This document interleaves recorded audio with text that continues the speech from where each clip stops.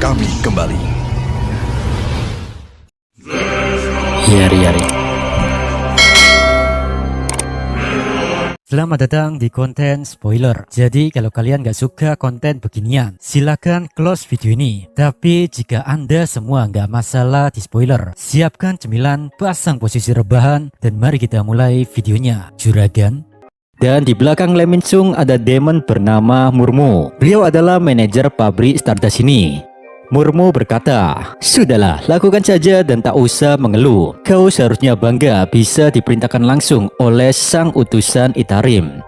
Lagi pula, beliaulah yang telah menyelamatkan kita berdua dari kehidupan yang menyedihkan, bukan?"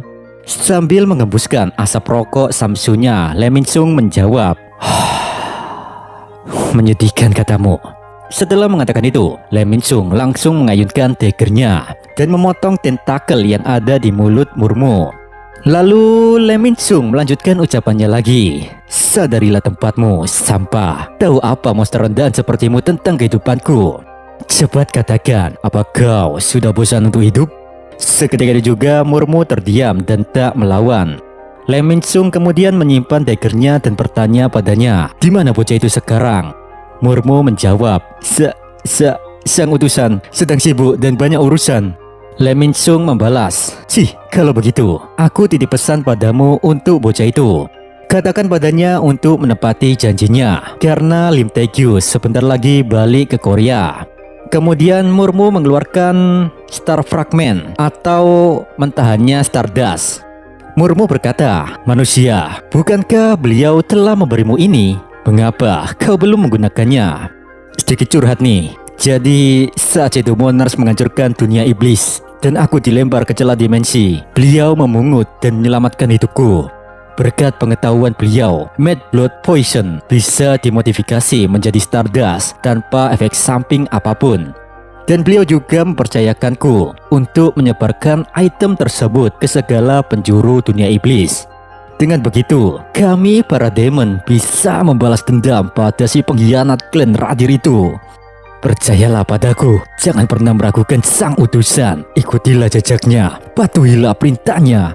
Star Fragment ini dapat membuatmu lebih kuat dan pastinya kau bisa menghabisi Lim Tae-gyu dengan tanganmu sendiri. Bukankah dengan begitu, balas dendam lebih memuaskan jika kau yang melakukannya, ya?" Sambil membuang rokoknya, Lee Min Sung membalas, "Ngelawak lu bro, jangan berbicara seolah-olah kau tahu seberapa kuat Hunter Rank S itu. Fanatik boleh, goblok jangan dong. Cukup, sampai di sini saja obrolan kita. Aku tak mau mendengarkan omong kosong darimu. Hanya orang bodoh yang mau memakai item itu. Jadi jangan samakan aku dengan kalian. Sayonara." Murmu dengan kesal membalas, "Dasar manusia dungu, itulah kenapa kau selalu menjadi pecundang. Sampai kapanpun kau akan selalu menjadi pecundang dan pecundang." Entah dengar atau enggak ya, tapi Lee Min Sung tak peduli ucapan monster jelek itu. Dia keluar dari tempat tersebut dengan segudang amarah. Sabar, semua akan indah pada waktunya. Yang harus kulakukan adalah menanti sampai bocah itu menghabisi Lim Tae-gyu. Lalu setelah itu, aku akan melaporkan mereka kepada Asosiasi Hunter agar mereka segera diadili. Ya, sebentar lagi. Masa-masa kejayaanku akan bersinar kembali seperti sedia kala. Tanpa Lee Min Sung sadari, gerak-geriknya telah diawasi oleh seorang pengintai. Dia adalah Hunter Rank A yang bernama Baek Mi-ho. Beliau merupakan orang yang diutus asosiasi untuk memantau pergerakan Lee Min Sung. Dari tempatnya berada, Mi-ho lantas menelepon Jin-chul. "Halo Pak Ketua Asosiasi, Lee Min Sung saat ini sudah meninggalkan dungeon tipe lapangan di kota Paju." Jin-chul membalas, "Kerja bagus Mi-ho, tolong lanjutkan misimu. Ikuti dia kemanapun berada." Panggilan pun ditutup. Dalam diamnya Jin-chul bergumam, "Akhirnya kita menemukan pabrik Stardust itu." Kala itu di ruangan ketua asosiasi Hunter ada Choi Jong-in, seorang Hunter Rank S. Dia berkata, "Sepertinya kita sudah memiliki bukti untuk menangkap Lee Min Sung ya." Dan ngomong-ngomong ketua Jinchul-san, saat insiden dungeon break kemarin di bandara, seluruh anggota asosiasi kutanyai satu persatu. Dan yang aneh, mereka semua memberikan jawaban yang sama, yaitu tak tahu apa-apa. Mereka seolah-olah hilang ingatan. Dan yang lebih mencengangkan, kau tahu apa itu ketua? Mereka pengguna Stardust. Di berbagai sudut kota, kami telah mengawasi para hunter yang bersikap aneh. Dari keterangan mereka saat kami interogasi, para hunter tersebut juga adalah pengguna Stardust. Jinchul membalas, ya, dengan bukti ini, asosiasi secara resmi melarang orang mengkonsumsi Stardust. Choi Jong-in pun bertanya, lalu, apa yang akan kau lakukan kepada Lee Min-sung? Jinchul menjawab, oh itu sudah jelas dong, tak usah ditanya lagi. Kita akan menangkapnya serta pihak di belakangnya. Hunter Choi setuju, dia berkata, tenang saja, Hunter Guild kami akan membantumu mengusut masalah ini. Setelah itu, perbincangan empat mata antara dua laki-laki itu pun berakhir. Kini di ruangannya yang sunyi, Jinchul seorang diri melamun memandangi fotonya bersama pahlawan negeri ini, yaitu Hunter SJW. Jinchul bergumam, dari yang kudengar dari CEO Yojinho, beliau mengatakan padaku bahwa Suho sudah pulang ke rumah dengan selamat. Aku yakin Suho juga seorang hunter yang dapat berkembang seperti ayahnya. Jadi kemungkinan besar dia menjadi tahanan sistem dan mendapatkan quest yang berat. Tapi tenang saja Jin Bosan, aku akan melakukan yang terbaik untuk membantu putramu. Di dalam Shadow Dungeon, Suho masih menjalankan quest dari sistem. Dia kini telah mencapai 99 kali push up. Keringat sejagung-jagung bercucuran membasahi tubuhnya. Otot dari dalam tangannya pun mulai hancur. Bahkan kulitnya robek dan darah pun keluar.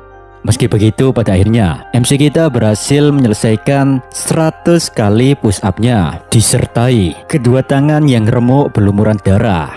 Menghampiri dengan perasaan panik, Esil dan Grey berteriak histeris, tangan Suho sama hancur. Sedangkan Amut dengan santai berkata, Loh, apakah Anda sudah menyerah, Monarch muda? Questnya cuma selesai push up-nya doang tuh. Beru yang murka menjawab, Kieh, dasar kadal bodoh, apa kau ingin menyiksa Monarch muda? Sudah cukup, pelatihan ini tak usah dilanjutkan lagi. Tangan yang penuh luka dan tak kuasa bergerak bebas, Suho membuka store window untuk membeli sebuah potion atau ramuan penyembuh.